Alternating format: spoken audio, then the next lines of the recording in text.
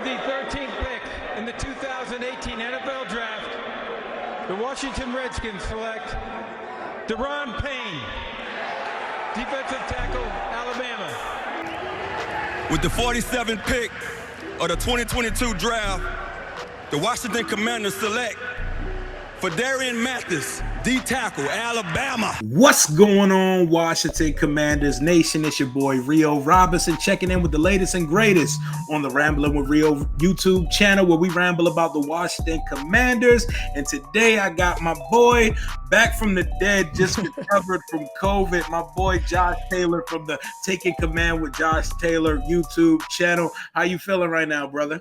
I'm back. Like you said, I did my first video the other day on another one of my shows, but man, I just kicked my butt. I was on vacation for like a week, and then as soon as I came back, I got that for like 2 weeks, man. No joke. My voice was just completely shot. So try to get back in the groove, still a little nasally. So if you hear me, just ignore that and just listen to Rio. Yeah, absolutely. I'm glad to hear you recovered, though, man. Yeah. COVID kicked my ass around Christmas last year. I had to go to the hospital for a couple of days, so I know how hard that can be. I'm glad to see you back and doing your thing. I see that Penn State flag in the back there. Let us know about your new gig and what you're doing with Penn State, man. Yeah, so I got picked up by Penn State Rivals, which, you know, if you follow college football, especially recruiting, Rivals is the OGs, the ones that started all this with coverage of basketball and football with recruiting. But I got picked up by Penn State football. So super excited, huge opportunity, looking to hopefully go full-time with it in the near future. But I'll be there at the end of the month shooting videos and pictures and interviewing players and stuff like that. Taking over their YouTube page, trying to build it up, social media, all that good stuff. So exactly what I love doing. Talking football, being here, so the steps are getting there, and the more we work, closer we get. My boy's in his bag right now. The graphics are going crazy. Like, your graphic game is stepping up. The thumbnails are crazy, man.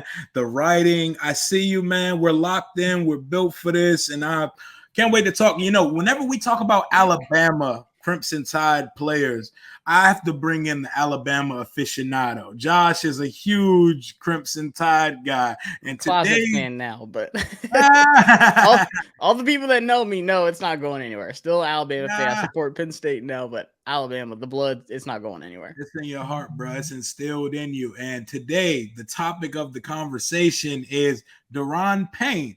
Is the writing on the wall for him after the drafting of Daron Paynes? Has he lived up to the 13th pick of the 2019 draft, or is a contract extension on the way for him? And who's next up on the team? When you think about Daron Payne and his tenure so far in Washington, how would you chalk it up? I think it's been more successful than people would give him credit for. I mean, even back at Alabama, like, his style of play, it hasn't changed. He's just really good at what he does. If you're expecting a guy from the interior to get sacks like Jonathan Allen, who had like 9 last season, something crazy, it's just really hard to do, get sacks from the interior D-line. Yep. Like, you're going to be like, oh, Daron Payne, like the game, like stats aren't there for like the sacks, quarterback pressures, and so on. But he is a great run-stopping interior D-lineman. He's phenomenal at moving offensive line when he needs to fill in, whether it's the A gap, B gap, wherever he's at, or just staying where he needs to be and just filling up that hole to where the running back has nowhere to go. So I think when you think about, you know, Jonathan Allen and how he gets to the quarterback, which, like I said, super rare, which is why I think he's one of the best, if not, you know, top 3 in the league at what he does. Daron Payne is kind of like the opposite, but still, I think he's almost just as good at what he does. It's just the dirty work. It's just filling in these holes, stopping the running backs, like I said. And it frees guys like Jonathan Allen to get to the quarterback, or the linebackers when they're blitzing. It really helps out, you know, the second level or even the edge guy. So I think people are too quick to just look at what his stats were, which last year he had his best season. 5 sacks. Yeah, he had career highs in sacks. I want to say quarterback pressures and tackles last year. Yeah, so he had 22 tackles for a loss, 14 and a half sacks, and an interception at Alabama. So, like, we knew what kind of player he was. Like, we said, hey, he's going to be one of these dominant guys in the interior defensive line. And for me, like, he's played with Jonathan Allen this whole time. Like, they have that continuity. And I know, like, the punching on the sideline and people were, you know, oh, he's gone after that, blah, blah, blah. Like, they're straight up brothers. They've known each other for years now. They've been in the trenches together, man. Yeah, they've been at war. I mean, they've been in them hot Alabama practices going at it.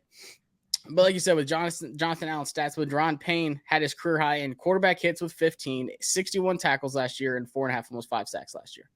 So I see why he does want to get paid. Like, I don't blame him. He had his best career so far here in Washington. He's like, hey, guys, I'm still, I'm fifth year. This is my last year on this contract. I want to get that paid. So I don't blame him. Now, is he expecting Jonathan Allen money? I don't know. I hope not. That was my next point, because we're looking at Jonathan Allen's contract. What was it? 4 years, 72, annual value of $18 million a year. Payne cannot get that. No. I don't think he should expect it. Does he want that? Absolutely. Like, what player wouldn't, obviously? 100%. But I think Washington's in a weird situation of, like, we don't want to get rid of you. And they've made that pretty clear. Like, they didn't try to trade him. They were quick to get rid of, Settle and Ioannidis because they had to with the salary, which I wasn't too mad about it, honestly. But with Payne, they're like, no, we don't want to get rid of you. You were one of our top picks for a reason. And we think you're really good at what you do. And I'd say the defensive line is the most important position on defense. It all starts up front. If you're giving quarterbacks an extra 2 seconds to do what he wants to, it doesn't matter how good your safeties and linebackers are. Someone's going to be open every play. There's at least one opportunity for the quarterback. So you have to get there. It's just too important to Washington, especially. So when we were sitting there at pick 13 in the 2019, don't even say Derwin James. 2018 draft. You already know where I was going. Don't even say it. You already know where I was going with it.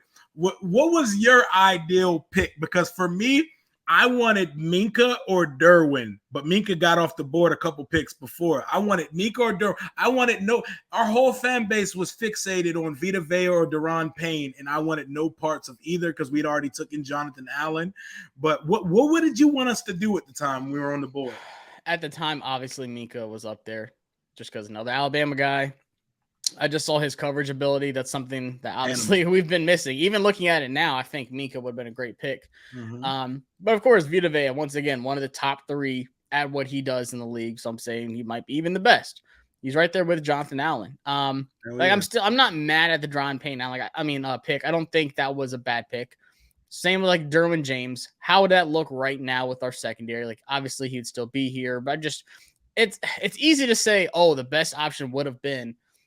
But I'm still like happy with that pick and what it was, because like what would have looked like if we didn't go defensive line? What if it was just Jonathan Allen? And then when Ioannidis goes down every year, it seemed like he did. Then what does that defensive line looks like?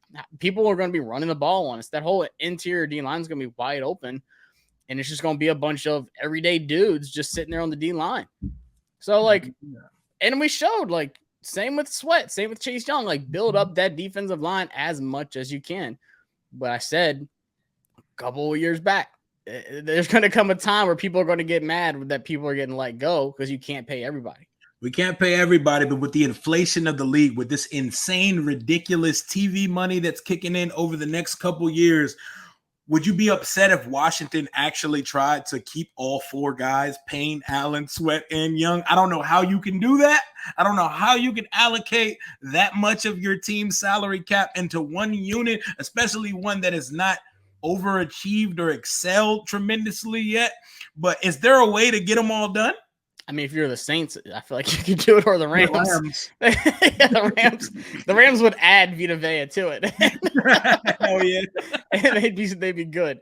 I mean, I think there is a way, but I don't want to say that adding big old Phil Mathis was the writing on the wall, but I think it gives them the flexibility. Because he can play the 0, over the center, 1-2 tech, doesn't matter. He can, space things out and do what Daron Payne does. But I just think it's too important. It really turns to they'll be drafting another guy high next year in the first round, probably maybe second round.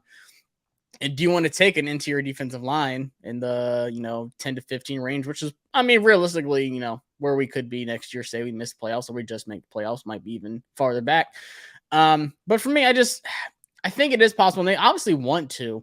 I don't know. I love Sweat, but I feel like edge rushers may be where they're more lenient and like, okay, we can, as they should be. We can draft a high guy like Aiden Hutchinson. I mean, you see these top edge rushers going super high in the draft. we'll get another top guy. Can you imagine Will Anderson from Alabama? Oh, I mean, he's going like top 2, top 3 next year. But still, like I just feel like they want to keep that interior together with those Alabama boys, Payne, Allen, and now Mathis. I think that's super important to them. You have to stop the run. You have to create pressure. So I think it is possible, but if they do it, I don't think so. I think that's just way too much money. And then you talk about, future right now, like quarterback wise cap, we're good. Obviously this year, Wentz is getting paid, but next year it's like nothing. So what if Sam Howell's the guy next year? He's getting paid nothing. Oh man. Then you have some extra salary cap to invest on the defensive line. Like Dotson's super cheap. Terry's already got paid. Curtis Samuel's got his contract. Like we're set, honestly. I don't see anyone coming up big time to where they're going to get like a huge bag. Ron spoke on the fact that they had a 3-year plan about taking care of their guys. Let's say Daron Payne, for some reason, was to be the next guy taken care of. What do you think the numbers on a Daron Payne extension would look like? Maybe 4 years, 60, 4 years, 57, something around that range, because it's not getting near that 72 million that Jonathan Allen got. No, I mean, I could definitely see it towards like the 60, I'd say between like 62, 65, which is still kind of high. I mean, 65. I don't know. I can't see it, man. What kind of season would it take for him to warrant that? If like this season, he, hits new career highs instead of 4.5 sacks, he has like 6. And he's just, I mean, our rushing defense is like up there in like the top 5, and he's like leading the way with that. It's super hard not to like reward him for that, because he is a top draft pick. Like that's what you want. You want to draft guys super high and you want them to be successful and then pay them so they're huge, foundational pieces on this team. That's what you want. You don't want to draft a guy in the first and he has a great 3 years. Like, all right, we got enough out of you. See you later. Yeah, exactly. Like, no, he's going to go to another team. Unless they're a running back. Because running back. You shouldn't be drafting one in the first round anyways. Hell yeah, you should not. I agree. That's when he goes to another team and dominates, and then he gets paid. And then you're like, all right, we're still figuring out that missing piece. We got, Allen and Mathis, but behind him, who's number 4 right now in the depth chart in interior D line? Somebody that hold on, who is number 4 right now? Exactly. So if Daron Payne was traded, even if it was in the draft, we drafted a dude in like the 6th or 7th to go with Mathis, then you're like, man, that's a huge area of concern this year. But because we have Payne, you're like, no, I feel good about it. Allen, Payne, Mathis, they're going to switch them around. You're going to see them moving all over the place. You're going to see 3 on the line. You're going to see 5 on the line sometimes. So it just gives you that flexibility. If not, you're like, oh, that 5-2 package we run, we can't do that anymore this year because we got so-and-so undrafted free agent in the middle. We don't got Daron Payne anymore. Nope. So he gives you that luxury of being able to do what you want on defense. So was Fadarian Mathis the right pick in the 2nd round, or would you have rather went with a Perrion Winfrey or any of the other interior guys? I liked Winfrey a lot. That dude was crazy at the Senior Bowl. Like after every play, my dude was like throwing out a war scream like he just killed somebody. Like, I mean, just freak. Like, I don't know. Like, you did like them smelling salts before you lift? Yeah, he was doing that. It seems like he was on that every play. And then, I mean, he was a animal. But he didn't really do much at Oklahoma, but they didn't really use him, right? So that's what they're saying. Like, they think he's going to be a great pro. Mm-hmm. But I got enough out of Mathis to see, once again, you can line him up over the center. He could take care of the A gap, the B gap, 1, 2 tech, doesn't matter what it is. He can do that. And he got to the quarterback at Alabama.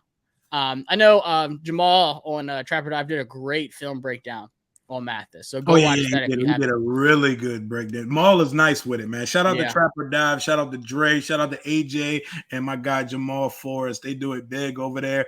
Their film breakdowns are great. They've been killing it with their thumbnails as of late. But to close this Daron Payne situation, let's put a bow on it. What do you predict is the future here in DC with Daron Payne, and what do you predict what kind of season he's going to have this year? I think he stays long term. I think he gets paid, and that's why I think they kind of look at the edge and like, what are we going to do with this? Maybe Sweat's the guy that has to go or is playing on that 5th year and he's not happy now. Mm-hmm. But I think they really want to keep Payne. I think they had a great opportunity to trade him this offseason if they wanted to. I think they could have got, oh man, I don't know, pick wise, maybe like a second or third, but like I don't think they would have been happy with a second. Like I don't think that fills the void unless you would have drafted another guy in a second. But I think he stays. I think he has his best season. I mean, he's got something to prove this year. This is like a make or break deal. Like all pressure. Year too. I think he has his best season too. But I think that he's gonna walk in the off season, and we'll be right back to square one. Yeah, we'll be right back to square because you know how we do here, man. I think the next person in line for an extension is Cole Holcomb. That's who I think so too. I don't think he's gonna get a bag. Like, he's not gonna get a bag. He ain't Fred Warner. Like, it's still nice. Bag for him, though. What was he? A 5th round pick? For him. He ain't getting Fred Warner money, but I think no. Cole Holcomb's next in the extension conversation, and I think Payne is gonna leave, and we're gonna get a compensatory pick. And it's gonna be like, God damn it, another 1st round pick out of the door. And we get a pick next year. I think we get like a 3rd next year. For sure. Sheriff. Yep. Guard. Thing he did for us. The guard, man. And man, I know you're a Bama guy, man. You hate to hear what was reported about John Mechie today. He was diagnosed with leukemia, man. How did that make you feel, man? I mean, obviously you don't want to see it, but I said I'm in like this Penn State group chat. This is why college players want to get paid, because you don't know what's going to happen. You don't know if you're going to get hurt on the field. You don't know if you're going to get cancer. But I will say where he's at in Houston. Like, everything happens for a reason. Houston literally has the best cancer treatment and research in the entire nation. So I think that right there is a blessing for him. But the dude's a straight up fighter. If you look at his backstory, and he's from like Canada. Just the way he came over here and, settled in, played football, just, always fought to get to the top, to prove that he, belonged in football. And that obviously was phenomenal, Alabama.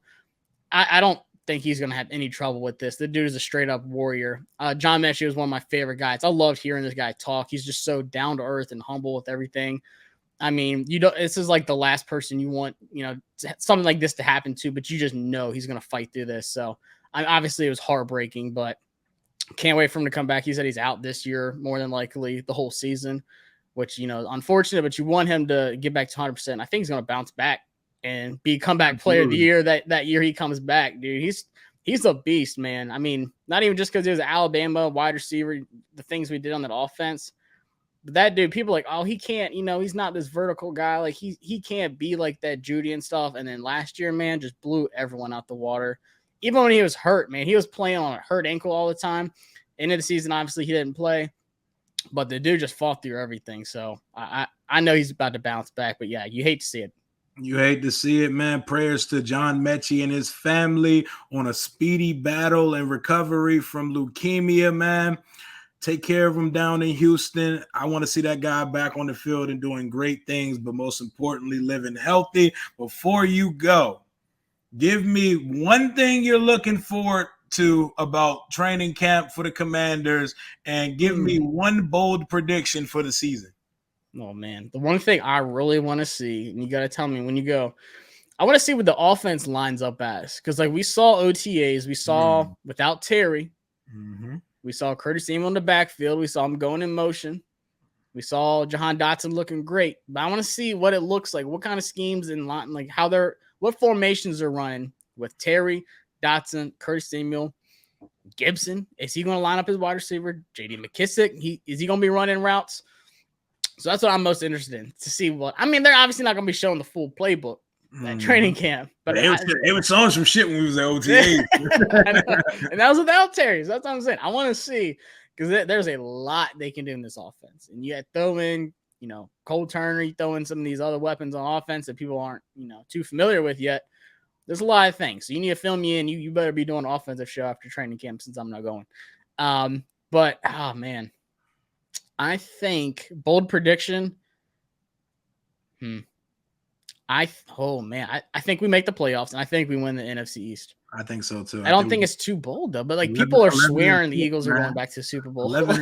They need to stop it. Jalen Hurts can't throw the football. I can't wait for people to see that Jalen Hurts cannot throw the football, bro. I can't publicly shame Jalen Hurts. I know that's your guy, man. That's your guy. I know. I got an Alabama jersey hanging up over there. He's a great guy, great leader. He brings you everything you want out of a quarterback except his right arm. But that's all we got for today.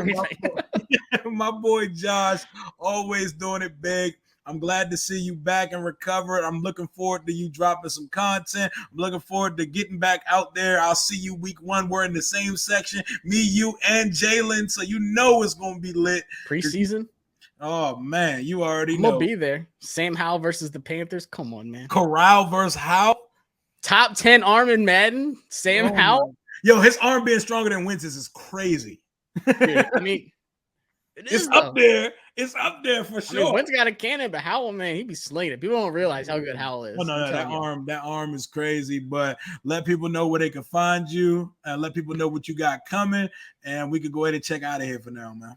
Yep. So, like you said, Taking Command with Josh Taylor on YouTube, growing the page close to 1K. So, push me there, trying to get there before the season. Dropping a wide receiver video actually in the next day or two, which I was supposed to do as soon as I got back from Texas, but I couldn't. So expect that in the next day or two. On Twitter at Josh Taylor FB.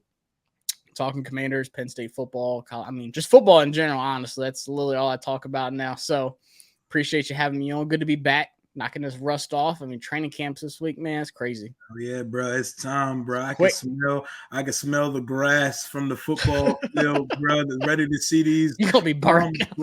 Hell yeah, bro. I'm pulling up at 5 a.m. and waiting for practice to start. But appreciate you for coming on with me, man. We got a lot of stuff coming during the season. We are going to see plenty of collaborations. And if we're both at FedEx Field, you already know he's going to be on one of my vlogs. Y'all know where to find me, Rambling with Rio Robinson on YouTube, Rio_Robinson91 on social media. Till next time, hail to the Washington Commanders. Take command. Deuces.